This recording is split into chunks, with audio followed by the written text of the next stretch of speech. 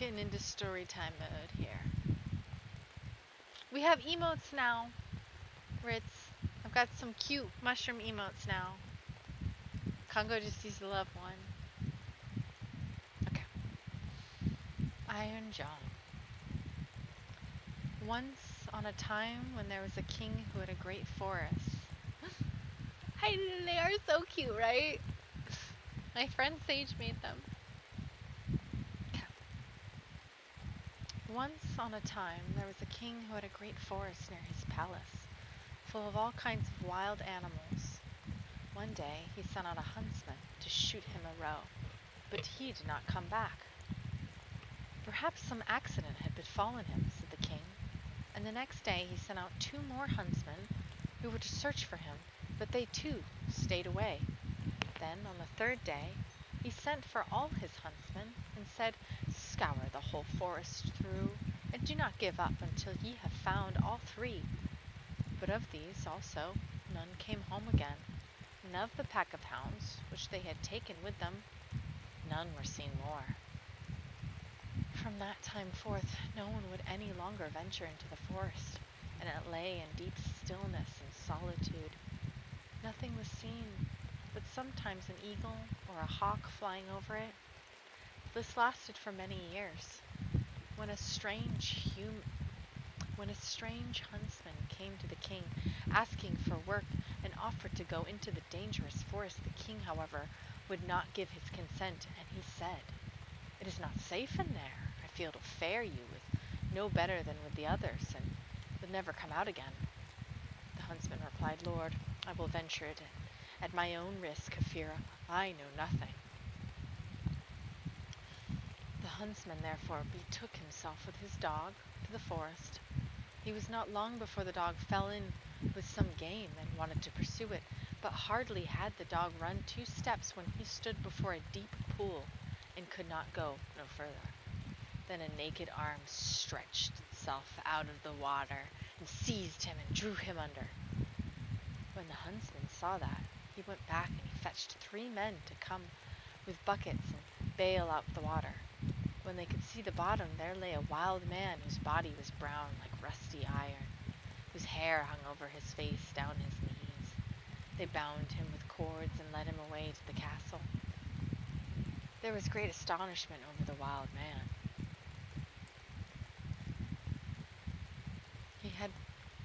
There was great astonishment over the wild man. The king had him put in an iron cage in his courtyard, and forbade the door to be opened on pain of death, and the queen herself was to take the key into her keeping, and from this time forth everyone could once more go into the forest with safety. The king had a son, 8 years old, who one day was playing in the courtyard, and while he was playing, his golden ball fell into the cage. The boy ran thither and said, "Give me my ball."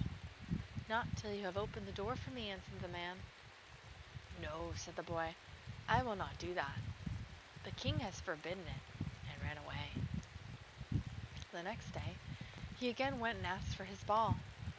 The wild man said, "Open my door," but the boy would not. On the 3rd day, when the king had ridden out hunting, the boy went once more and said, "I cannot open the door even if I wished, for I have not the key." Then the wild man said, "It lies under your mother's pillow. You can get it there." The boy, who wanted to have his ball back, cast all thought to the wind and brought the key. The door opened with difficulty, and the boy pinched his fingers. When it was open, the wild man stepped out, gave him the golden ball, and hurried away. But the boy was afraid. He called and cried after him, "Oh, wild man, do not go away, or I shall be beaten." The wild man turned back and took him up, set him on his shoulder, and went with hasty steps into the forest. When the king came back, he saw the empty cage and asked the queen how that had happened. She knew nothing about it and sought the key, but it was gone. She called the boy, but no one answered. The king sent out people to seek for him in the fields, but they did not find him. Then he could easily guess what had happened, and much grief reigned in the royal court. When the wild man had reached once more the dark forest, he took the boy down from his shoulders and said to him, "You'll never see your father and mother again. but I'll keep you with me. You have set me free, and I pity you. If I do all I bid you, you shall fare well. Of treasure and gold have I enough, and more than any of one in the world. He made a bed about he made a bed of moss for the boy on which he slept, and the next morning the man took him to a well and said, Behold, the gold well is bright and clear as crystal. You shall sit beside it and take care that nothing falls into it, or it will be polluted. I will come every evening to see if you have obeyed my order.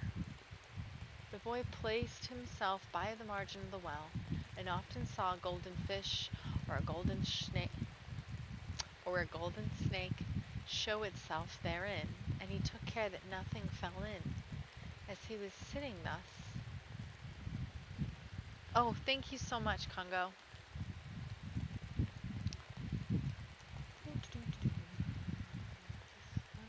Sitting thus, his finger hurt him so violently that without thinking, he put it in the water. He drew it quickly out again, but saw that it was quite gilded, and whatsoever pains he took to wash the golden off again, all was to no purpose. In the evening, Iron John came back and looked at the boy and said, What has happened to the well? Nothing, nothing, he answered, and felt his finger behind his back, that the man might not see it. But he said, You have dipped your finger into the water. The time it may pass, but take care you do not again let anything get in. At daybreak, the boy was already sitting by the well and watching it. His fingers hurt again, and he passed it over his head, and then, unhappily, a hair fell down into the water. He took it quickly out, but it was quite gilded. Iron John came and already knew what had happened. You have let a hair fall into the well, said he. I will allow you to watch by it once more, but if this happens the third time, then the well will be polluted, and you can no longer remain with me. On the third day, the boy sat by the well and did not stir his finger. However, much it hurt him, for the time was long to him. And he looked at the reflection in his face on the surface of the water. As he still bent down more and more, trying to look straight into the eyes, his long hair fell down from his shoulders into the water. He raised himself up quickly, but the whole of the hair of his head was golden and shone like the sun. You may imagine how terrified the poor boy was. He took his pocket handkerchief and tied it around his head in order that the man may not see it. When he came, he already knew everything and said, Take off the handkerchief. And the golden hair streamed forth, and let the boy excuse himself as he might. It is of no use. You have not stood the trial, and can no longer stay here. Go further into the world. There, you will learn what poverty is. But as you have not a bad heart, and as I mean well by you, there is one thing I will grant you. If you fall into any difficulty, come to the forest and cry, Iron John, and then I will come and I will help you. My power is great, greater than you think, and I have gold and silver in my abundance. Then the king's son left the forest and walked by beaten and unbeaten paths ever onward, until at length he reached a great city. There he looked for work, but could find none, and he had learnt nothing by which he could help himself. At length he went to the palace, and he asked if they would take him in, and the people about court did not know what use to make of him, but they liked him, and they told him to stay. At last the cook took him into his service and said he might carry wood and water and rake the cinders together.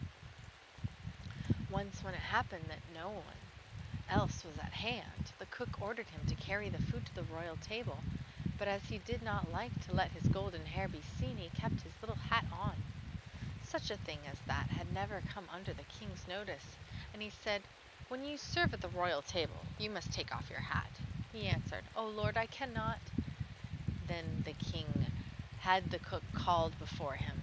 He scolded him and asked him how he could take such a boy as that into his service, and said that he was to turn him off at once. And the cook, however, had pity on him, and exchanged him for the gardener's boy. And now the boy had to plant and water the garden, hoe and dig and bear the wind of bad weather.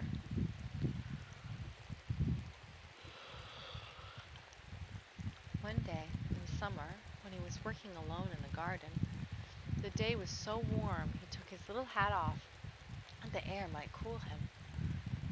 As the sun shone on his hair, it glittered and flashed so that the rays fell into the bedroom of the king's daughter. Up she sprang to see what it could be. Then she saw the boy and cried to him, "Boy, bring me a wreath of flowers." He put his hat on with all haste, and gathered wild field flowers and bound them together. When he was ascending the stairs with them, the gardeners met him and said, "How can you take the king's daughters a garland of such common flowers? Go quickly and get another, and seek out the prettiest and the rarest." "Oh no," replied the boy, "the wild ones have more scent and will please her better." When he went to the room, the king's daughter said, "Take your cap off. It's not seemly to keep it on in my presence." He again said, "I cannot." She, however, caught at his hat and pulled it off. Then his golden hair rolled down his shoulders, and it was splendid to behold. He wanted to run out, but she held him by the arms and gave him a handful of ducats. With these he departed, but he cared nothing for the gold pieces. He took them to the gardener and said, "I give them to your children. They may play with them." The following day, the king's daughter again called to him that he was to bring her a wreath of field flowers. When he went in with it, she snatched at his hat and wanted to take it away from him, but he held it fast with both hands. She again gave him a handful of ducats, but he could not keep them, and presented them to the gardener as playthings for his children. On the third day, things went just the same. She could not get his hat away from him, and he would not have her money. Not long afterwards, the country was overrun by war, and the king gathered together his people and did not know whether or not he could overcome the enemy, who was superior in his strength and had a mighty army. Then said the gardener's boy, "I am grown up and will go to the wars, also only give me a horse."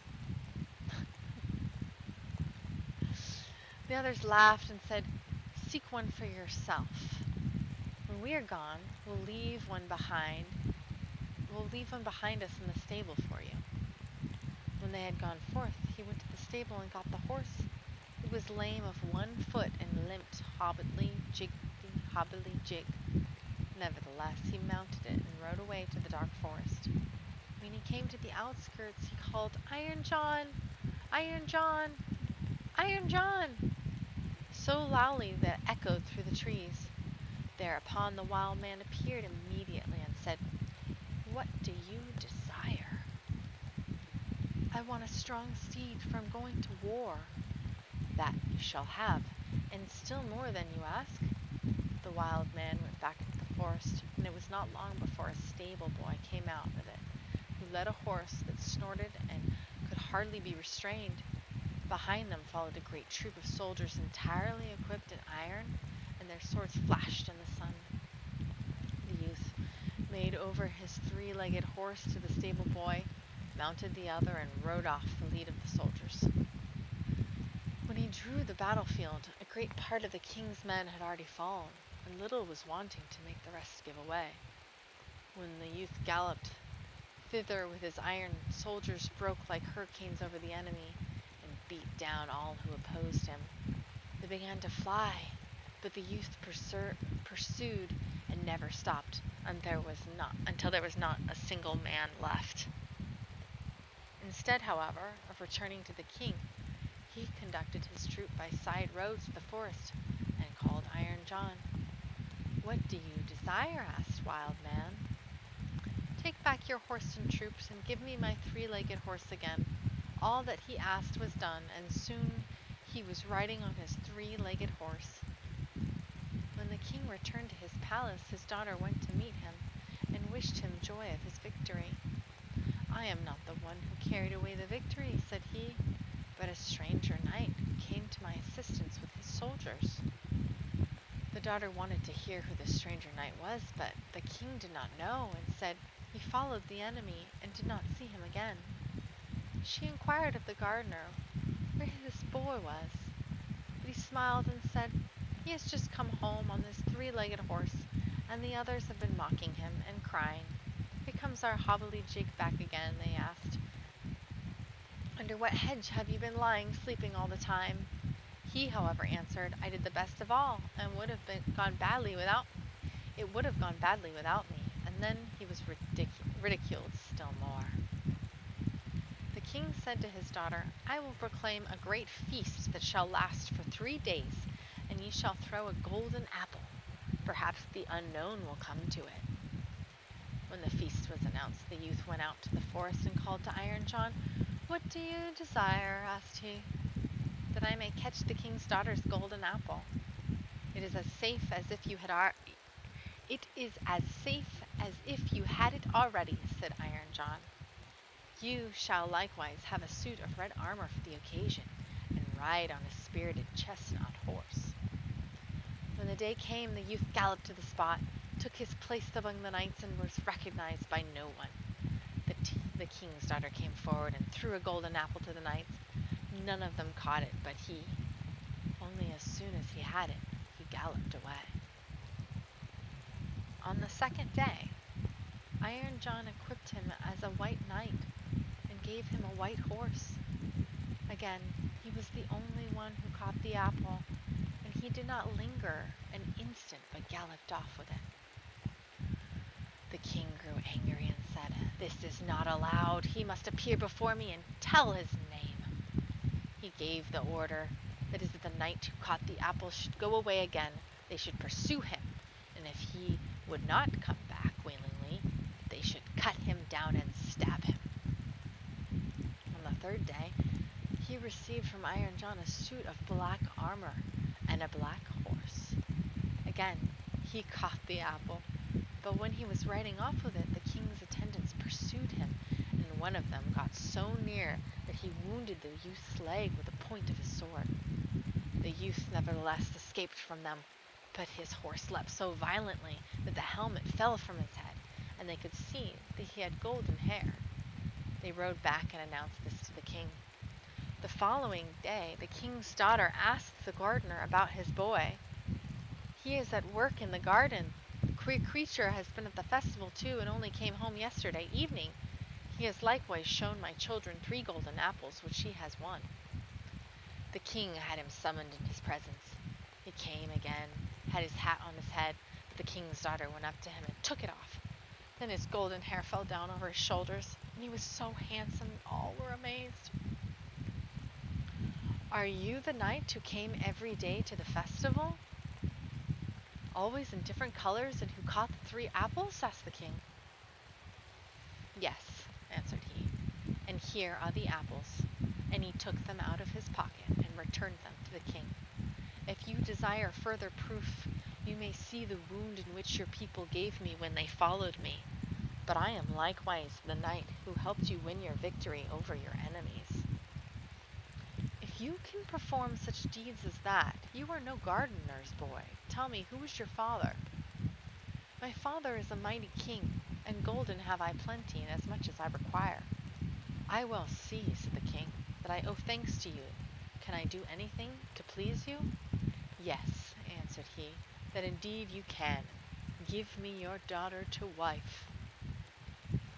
The maiden laughed and said, He does not stand much on ceremony, but I have already seen by his golden hair that he is no gardener's boy, and then she went and she kissed him.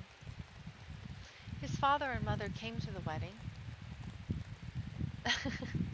His father and mother came to the wedding and were in great delight, for they had given up all hope for ever seeing their dear son again. And as they were sitting at the marriage feast, the music suddenly stopped, the doors opened, and a stately king came in with a great retinue.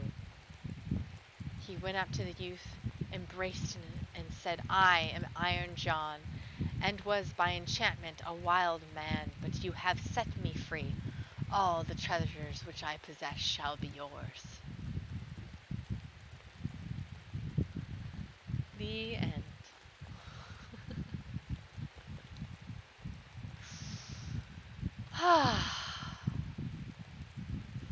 Well, that was the story of Iron John.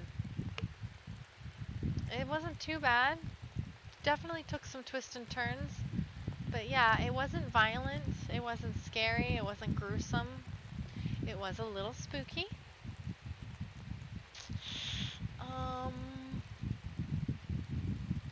Okay, you know what, Congo?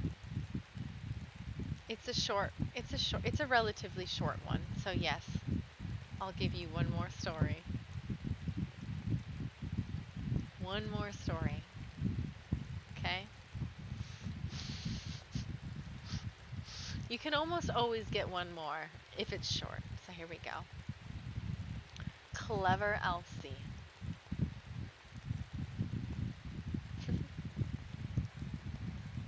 Yeah? Is that like another name for the story? There was once a man who had a daughter who was called Clever Elsie. Ah, a request for next time. Okay. The girl with the green ribbon, do you know if that's copyright proof? Because I would be happy to read one of you a story that was requested, as long as it's copyright proof. There was once a man who had a daughter who was called Clever Elsie, and when she had grown up, her father said, "We will get her married." "Yes," said the mother, "if only anyone would come, if only anyone would come who would have her." At length a man came from a distance and wooed her, who was called Hans, but he made no condition. But he made one condition, that Clever Elsie should be really wise. 12 different versions, all different colored ribbons, so I'm sure one of them is. Oh, okay, cool. I've never heard that. I've never heard that one before, so maybe you can put it in the Discord. Maybe in the general section. I don't think we have like a reading corner section, but maybe we should. Maybe like I think maybe I have a book section. Maybe put it there. Yeah. Okay. And I can save that one too for when you pop on a stream next time. Yes, said the mother. If only anyone would come who would have her. Okay. Corner Sam. Okay, there you go. See, I knew we had a reading channel somewhere. I know I made it, but I already forgot. I make things and I forget. I'm an artist. What are we gonna do? I've made some really cool stuff, and I've completely forgotten that I made it. It's just part of being an artist.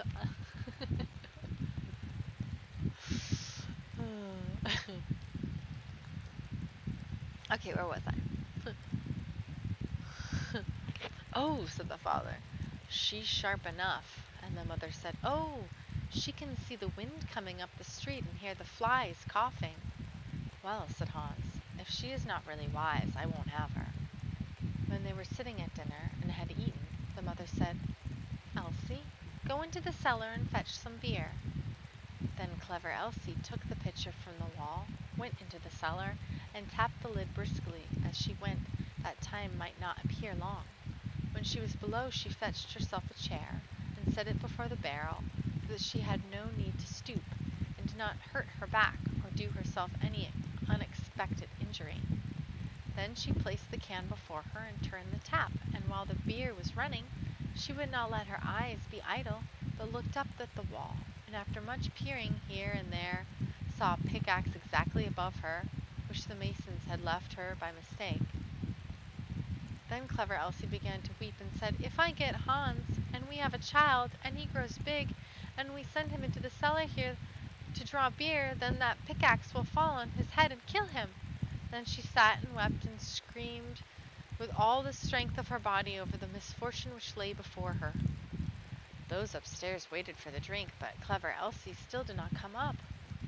Then the woman said to the servants, "Just go down in the cellar and see where Elsie is." The maid went and found her sitting in front of the barrel, screaming loudly. "Elsie, why do you weep?" asked the maid. "Ah," she answered, "have I not reason to weep if I get Hans and we have a child and he grows big and he has to draw beer here and the pickaxe may fall on his head and kill him?" Then said the maid, "What a clever Elsie we have," and sat down beside her and began loudly to weep over the misfortune. After a while, as the maid did not come back and those upstairs were thirsty for the beer, the man said to the boy, "Just go down into the cellar and see where Elsie is and the girl are." The boy went down, and there sat Clever Elsie and the girl both weeping together. Then he asked, "Why are you weeping?" "Ah," said Elsie, Have I not reason to weep? If I get Hans and we have a child, and he grows big and has to draw beer here, the pickaxe will fall on his head and kill him. Then said the boy, what a clever Elsie we have, and sat down by her, and likewise began to howl loudly. My headphones are about to die, so if I get muted, please let me know. Upstairs they waited for the boy, but as he did not return, the man said to the woman, just go down to the cellar and see where Elsie is. The woman went down and found all three in the midst of their lamentation, and inquired what was the cause. Then Elsie told her also that her future child was to be killed by the pickaxe when it grew big and had to draw beer, and the pickaxe fell down. Then said the mother likewise, what a clever Elsie we have, and sat down and wept with them. The man upstairs waited a short time, but as his wife did not come back, and his thirst grew ever greater, he said, I must go into the cellar myself and see where Elsie is. But he got into the cellar, and they were all sitting together crying, and he heard the reason that Elsie's child was to cause, and that Elsie might perhaps bring one into the world some day, and that it might be killed by the pickaxe, if it should happen to be sitting beneath it, drawing beer, just at the very time when it fell.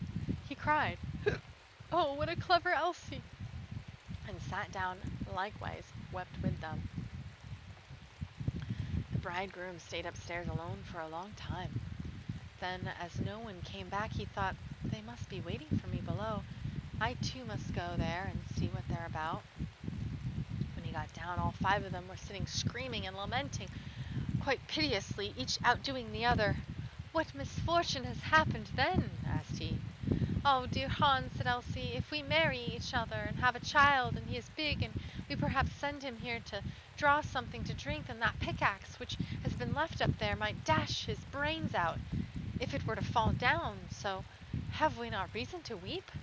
Come, said Hans, more understanding than that is not needed for my husband, as my household. Excuse me.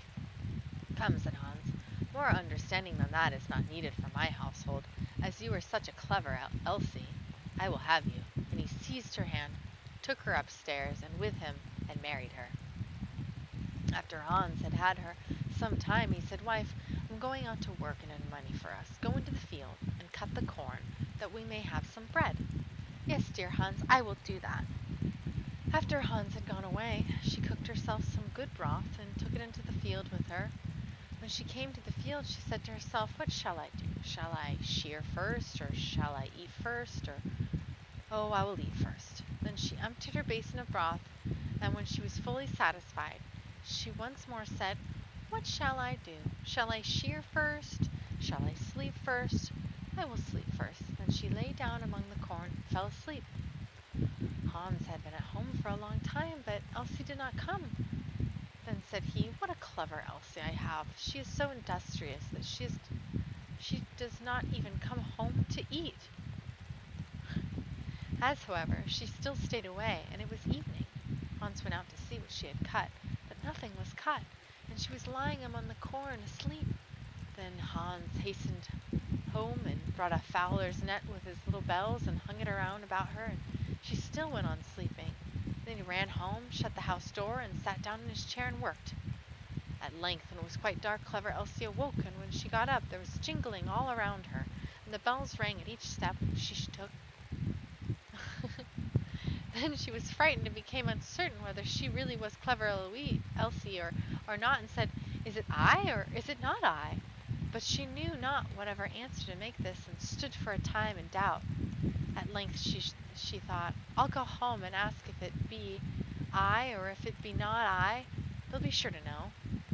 She ran to the door of her house, to her own house, but it was shut. Then she knocked at the window and cried, Hans, it's Elsie within. Yes, answered Hans, she is within. Hereupon she was terrified and said, ah, heavens, then it is not I, and went to another door. But when the people heard the jingling of the bells, they would not open it, and she could get in nowhere. Then she ran out of the village, and no one has seen her since.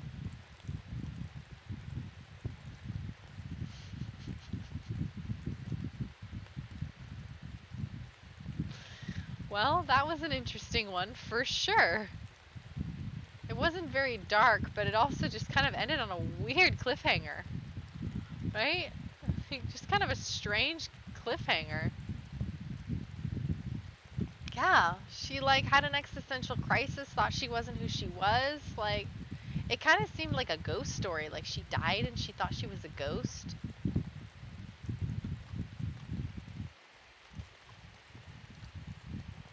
So strange.